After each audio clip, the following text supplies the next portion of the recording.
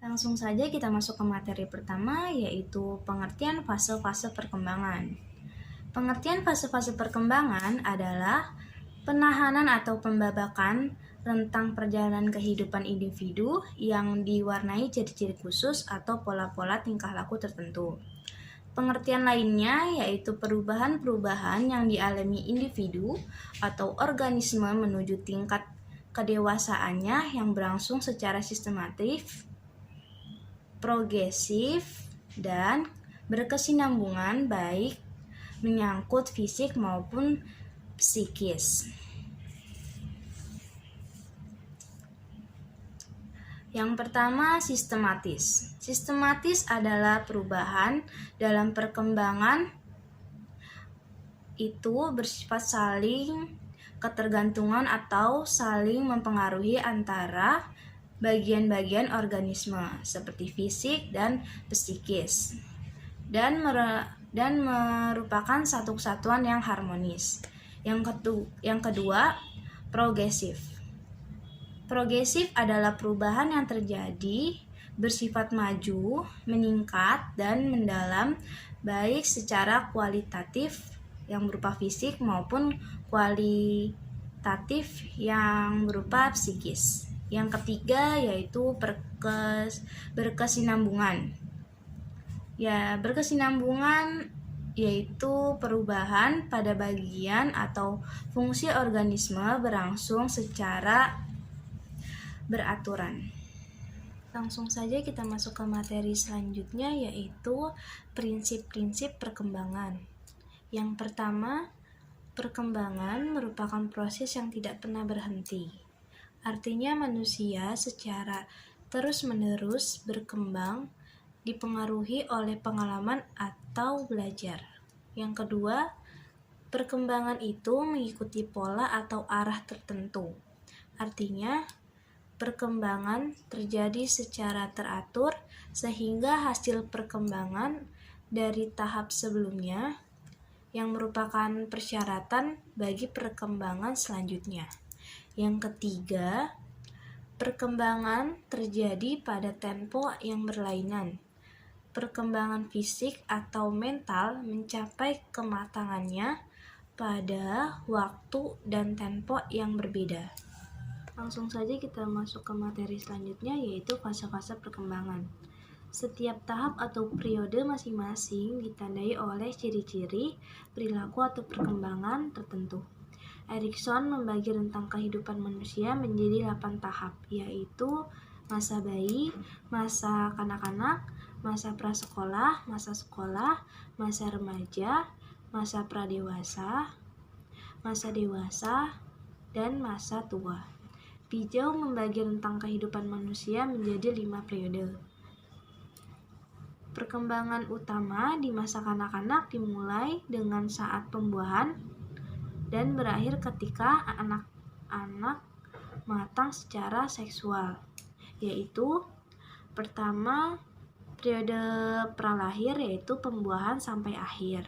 Yang kedua, masa neonatus yaitu lahir sampai 10 sampai 14 hari. Yang ketiga, masa bayi yaitu 2 minggu sampai 2 tahun. Yang keempat, masa kanak-kanak yaitu 2 tahun sampai 13 atau 14 tahun.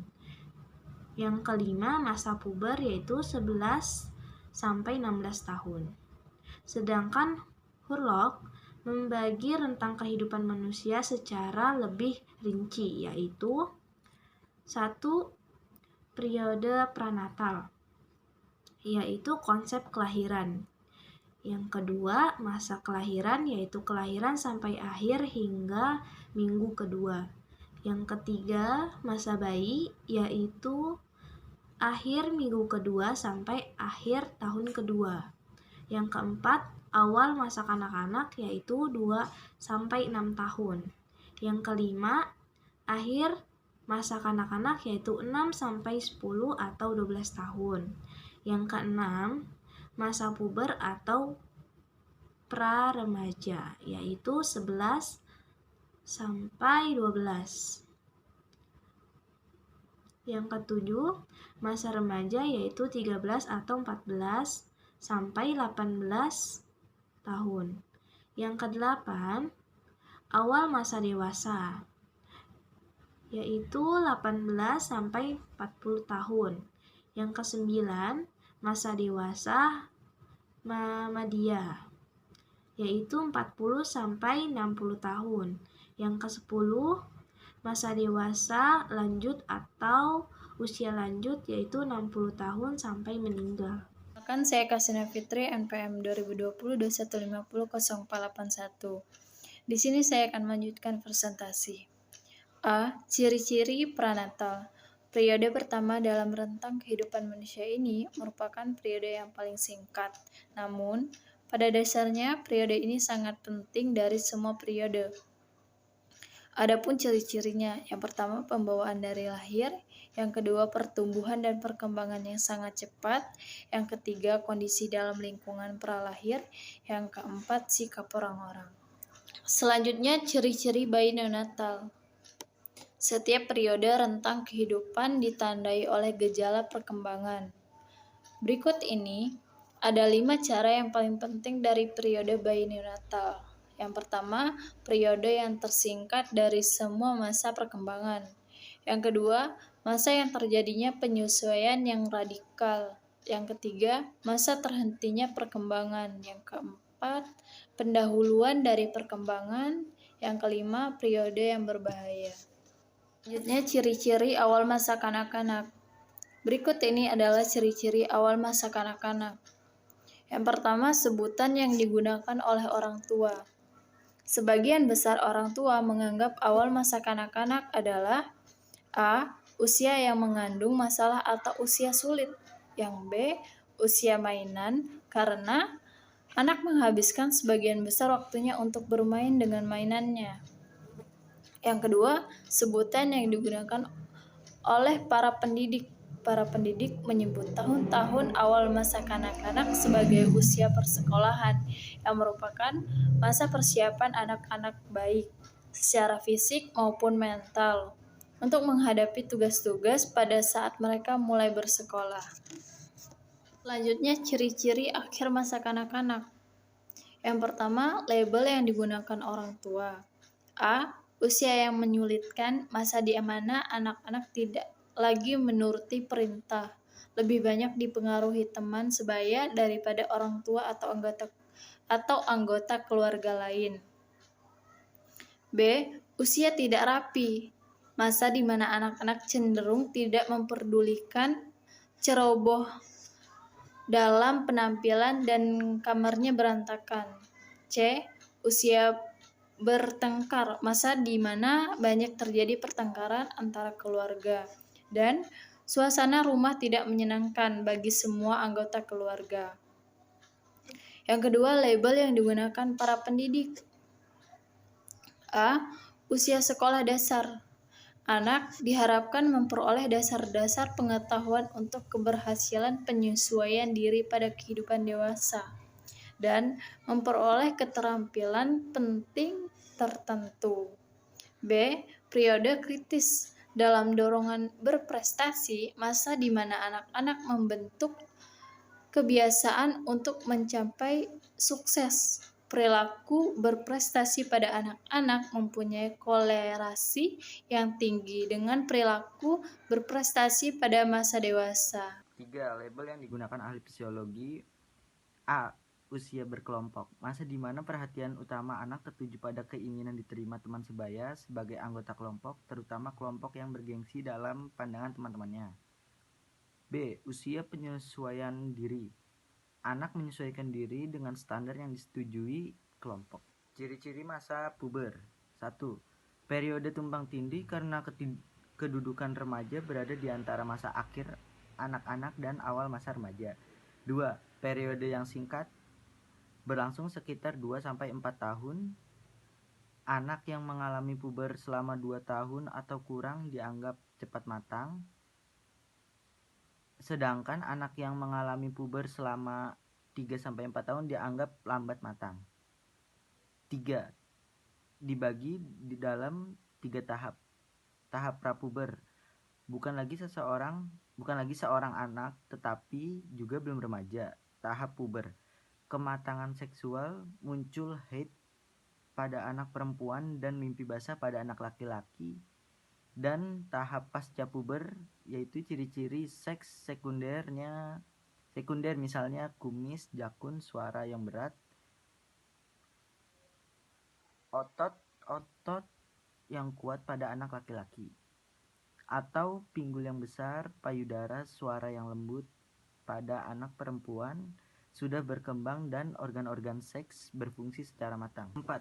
Pertumbuhan yang pesat. Pertumbuhan dan perubahan pesat meliputi perubahan dalam tubuh, perubahan dalam status termasuk penampilan, pakaian, sikap terhadap seks dan lawan jenis.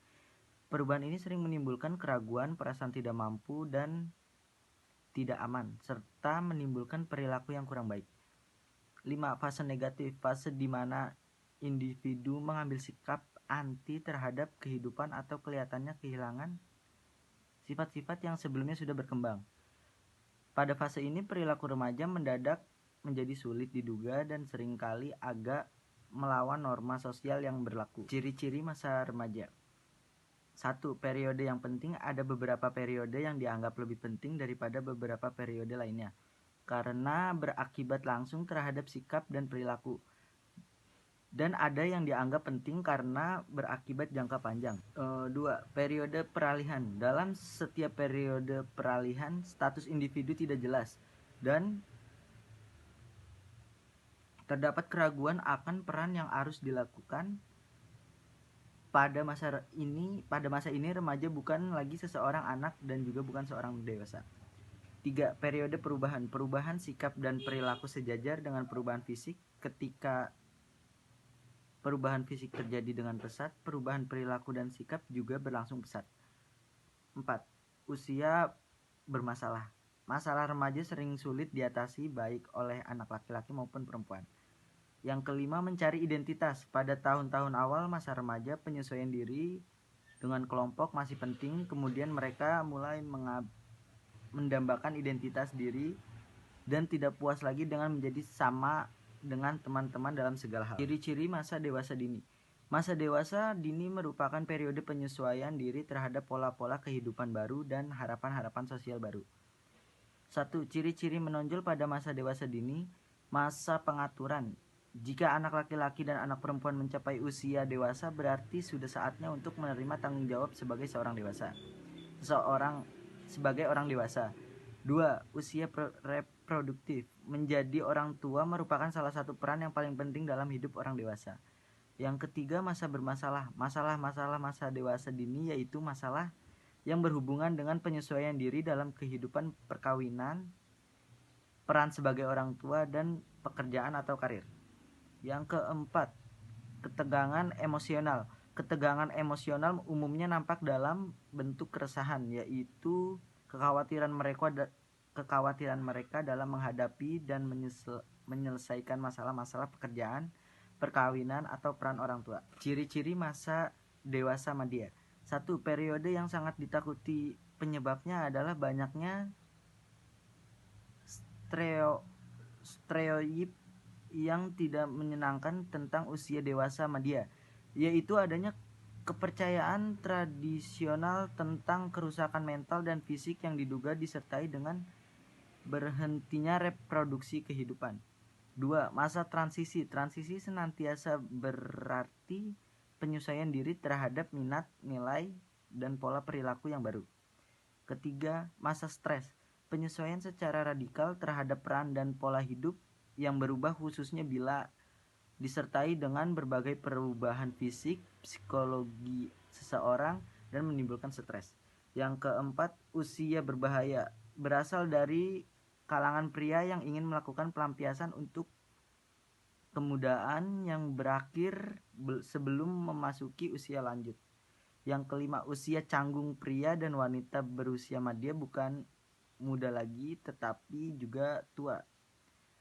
Mereka merasa bahwa keberadaan mereka tidak dianggap. Oleh karena itu, orang yang berusia madya sedapat mungkin berusaha untuk dikenal orang lain. Masa dewasa dini merupakan periode penyesuaian diri terhadap pola-pola kehidupan baru dan harapan-harapan sosial baru. 1. Ciri-ciri yang menonjol pada masa dewasa dini. Masa pengaturan. Jika anak laki-laki dan anak perempuan mencapai usia dewasa, berarti sudah saatnya untuk menerima tanggung jawab sebagai seorang dewasa. 2. Usia reproduktif. Menjadi orang tua merupakan salah satu peran yang paling penting dalam kehidupan orang dewasa. 3. Masa bermasalah. Masalah-masalah masa dewasa dini yaitu masalah yang berhubungan dengan penyesuaian diri dalam kehidupan perkawinan, peran sebagai orang tua, dan pekerjaan atau karir. 4. Ketegangan emosional. Ketegangan emosional umumnya nampak dalam bentuk keresahan, yaitu kekhawatiran mereka dalam menghadapi dan menyelesaikan masalah-masalah pekerjaan, perkawinan, atau peran sebagai orang tua. Ciri-ciri masa dewasa madya. Periode yang sangat diikuti penyebabnya adalah banyaknya strategi yang tidak menyenangkan tentang usia dewasa madya, yaitu adanya kepercayaan tradisional tentang kerusakan mental dan fisik yang diduga disertai dengan berhentinya reproduksi kehidupan. 2. Masa transisi. Transisi senantiasa berasal penyesuaian diri tentang minat, nilai, dan pola perilaku yang baru. 3. Masa stres. Penyesuaian secara radikal terhadap peran dan pola hidup yang berubah, khususnya bila disertai dengan berbagai perubahan fisik dan psikologi seseorang dan menimbulkan stres. 4. Usia yang berbahaya. Berasal dari kalangan pria yang ingin melakukan pelampiasan untuk kemudaan yang berakhir sebelum memasuki usia lanjut. 5. Usia canggung pria dan wanita. Berusia madya bukan muda lagi, tetapi bukan juga tua. Mereka merasa bahwa keberadaan mereka tidak dianggap. Oleh karena itu, orang yang berusia madya sedapat mungkin berusaha untuk tidak dikenal oleh orang lain. Ciri-ciri masa lanjut usia. Periode kemunduran. Kemunduran fisik dan mental terjadi secara perlahan dan bertahap. Atas dikenal sebagai census scan, yaitu masa proses menjadi tua. 2. Sifat bawaan, sosial ekonomi, dan latar belakang pendidikan, serta pola hidup yang berbeda. 3. Usia tua dinilai dengan kriteria yang berbeda. Orang cenderung menilai tentang dengan tua dan kriteria, yaitu dalam hal penampilan dan kegiatan fisik. 4. Stereotipe orang lanjut usia. 5. Sikap sosial terhadap usia lanjut, karena kebanyakan pendapat class tidak menyenangkan, maka sikap sosial terhadap usia lanjut cenderung menjadi tidak menyenangkan dan mempengaruhi cara mereka memperlakukan orang usia lanjut. Akibatnya, orang usia lanjut merasa bahwa mereka tidak lagi bermanfaat. Kesimpulannya, perkembangan adalah suatu proses tertentu, yaitu proses yang terus-menerus, proses yang menuju ke depan dan tidak begitu saja dapat diulangi kembali. B. Istilah perkembangan secara khusus diartikan sebagai perubahan. Perubahan yang bersifat kualitatif dan kuantitatif yang mensangkutkan aspek mental, psikologis manusia. Misalnya, perubahan-perubahan yang berkaitan dengan pengetahuan, keyakinan agama, dan moral. C.